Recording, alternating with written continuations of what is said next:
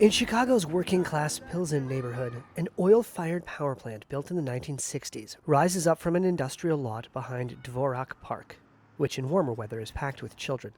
The rarely used Fisk power plant was scheduled to retire next year. But then came electricity demands from artificial intelligence.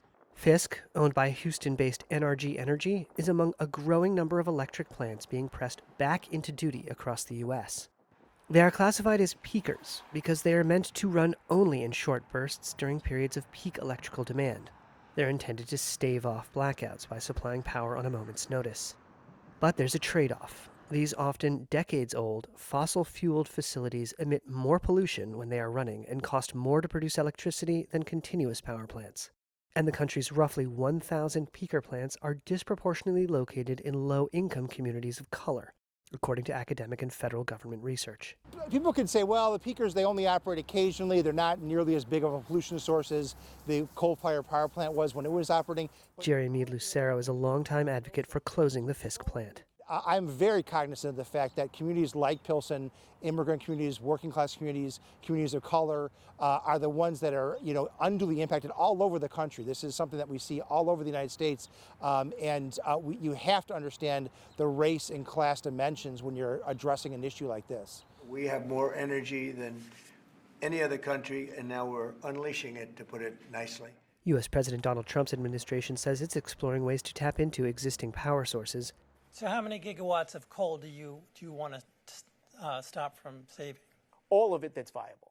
In an interview with Reuters in September, U.S. Energy Secretary Chris Wright said, quote, "There are a ton of peaker plants that could operate more," but said clean air regulations have prevented them doing so. While peaker plants contribute 3% of the country's power, a report by the U.S. Government Accountability Office said they have the total capacity to produce 19%. Keeping them running or ramping up their use has some worried about environmental and social costs. Byron Sigcho Lopez is a Chicago City Council member. They have to be good neighbors and responsible. So it's my hope that they actually discuss with the community in good faith and openly what are the community benefits, because we bear all the costs and rarely see any benefits. A spokesperson for NRG Energy told Reuters, quote, "During its runtimes, the power plant consistently operates within federal and state environmental regulations, and we are proud of its record." Fisk is part of the nation's largest electrical grid, PJM Interconnection, which stretches across 13 states and covers the world's biggest concentration of data centers. Letters reviewed by Reuters show about 23 oil, gas, and coal power plants in PJM territory were scheduled to retire starting in 2025 or shortly after. But since January, the letters show U.S. power companies, the grid operator, and the federal government have delayed or canceled the retirements of 13 of those power plants. Of those power plants that averted closure, 11 were peakers.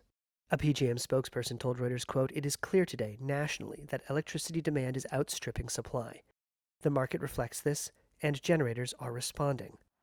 In the meantime, as AI power demand rises, communities like Pilsen, which have successfully fought to close some pollution sources in recent history, may find peaker plants more difficult to fight.